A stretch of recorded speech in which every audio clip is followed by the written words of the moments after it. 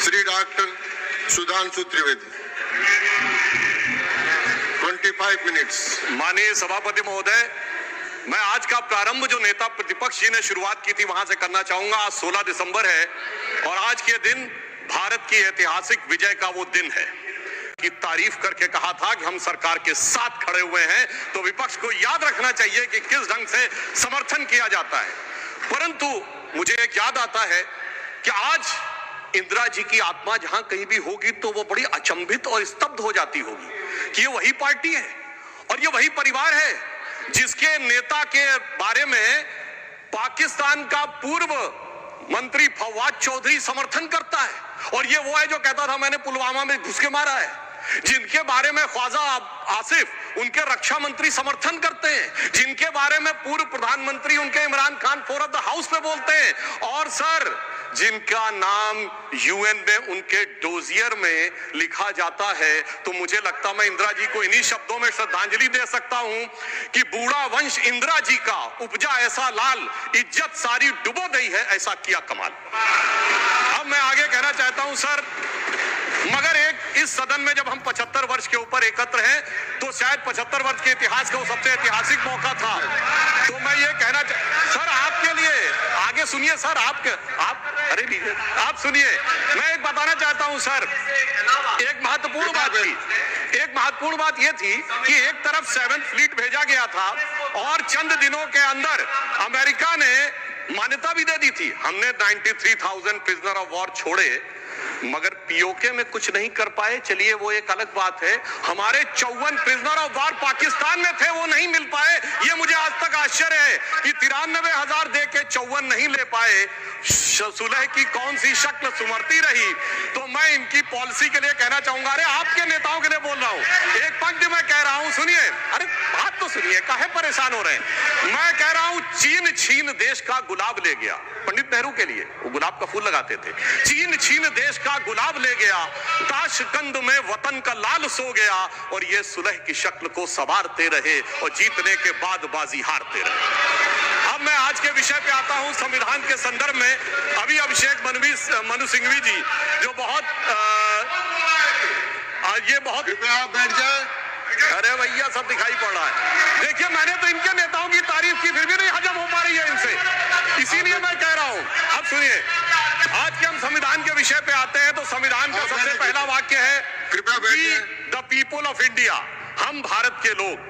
सभापति महोदय, अगर हम लोग और भारत इन 3 शब्दों का अर्थ समझ लें तो संविधान निर्माताओं का मूल भाव समझा जा सकता है। मगर अफसोस सर्वाधिक भ्रम इसी विषय को लेकर किया जाता है। अभी अभिषेक मनु सिंघवी जी ने बोला और कई वक्ताओं ने बोला कि ये बात का आशंका थी कि हम सरवाइव करेंगे कि नहीं डेमोक्रेसी में, मगर हम सरवाइव करने वाली बात नहीं। मैं आज के समय में अपने विपक्षी दलों से कहता हूं, पूरे ईस्टर्न हेमिस्फीयर में उठा के देखिए, बड़े देशों में sustainable absolute and vibrant democracy सिर्फ भारत है, और जापान और ऑस्ट्रेलिया तो कॉन्स्टिट्यूशनल मोनार्की है। तो पूरे पूर्वी गोलार्ध में यदि देखा जाए तो absolute democracy, vibrant democracy, consistent democracy सिर्फ भारत है। और यह भी समझना चाहिए आज डेमोक्रेसी के अंडर में सर 34% पॉपुलेशन है विश्व की, जिसमें 17% अकेले हम हैं। We are the defenders of democracy in the entire world. कोई और नहीं है जिसे दूसरे नेता जाकर समझते होंगे। परंतु मैं ये भी बताना चाहता हूं, हम डेमोक्रेसी में सरवाइव किए हैं तो ये कोई अनायास नहीं। कॉन्स्टिट्यूएंट असेंबली की डिबेट में डॉक्टर राधाकृष्णन ने कहा था, मैं कोट करता हूं, कि गणतांत्रिक व्यवस्था इस देश के लिए कोई नया प्रयोग नहीं है, यह इतिहास के आरंभ काल से भारत की व्यवस्था में थी। मैं बाबा साहब अंबेडकर को कोट करना चाहूंगा। उन्होंने कहा, लोकतंत्र की अवधारणा भारत के लिए कोई बाहर की अवधारणा नहीं है, it's not an align object. ये कोई अपरिचित चीज नहीं है, प्राचीन काल से भारत की व्यवस्थाओं में निहित थी। और उन्होंने बौद्ध संघों का उल्लेख किया। और मैं अपने सम्मानी मित्रों से कहना चाहता हूं, लोकतंत्र की व्यवस्था भारत में कहां से थी। 12वीं शताब्दी के कर्नाटक में भगवान वासवन्ना के अनुभव मंडपों को देखिए। चोल साम्राज्य में 8वीं और 9वीं शताब्दी में इलेक्टेड गांव के प्रतिनिधि होते थे।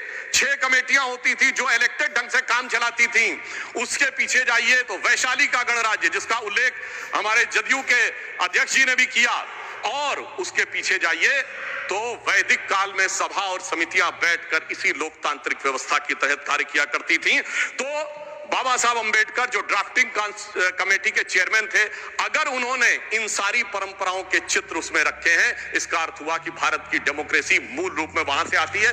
वैसे मैं एक और चीज कोट कर दूं, भारत रत्न पूर्व राष्ट्रपति डॉक्टर प्रणब मुखर्जी जी ने भी जून 2018 में आरएसएस हेडक्वार्टर पे अपने भाषण में कहा था कि भारत ही लोकतंत्र का मूल है और वैशाली का गणराज्य विश्व का पहला गणराज्य था।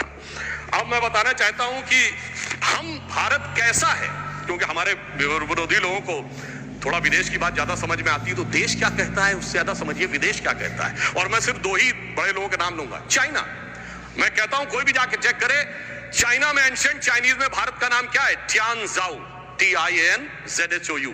जाओ शब्द वहां पर केंद्र के लिए प्रयोग होता है, जैसे हमारी भारत में पुर, जयपुर, नागपुर, कानपुर वगैरह वगैरह। अब टियानजाओ अगर आप जाके आज सर्च करेंगे तो विकिपीडिया में कुछ उन्होंने घपला कर रखा है, सीधे सीधे लिख के नहीं आता, पर चाइनीज भाषा की डिक्शनरी में जाइए, टियान का अर्थ है हेवन और जाओ का अर्थ है केंद्र। तो चाइना के एंशिएंट में माना जाता था भारत क्या है? It is the centre of haven.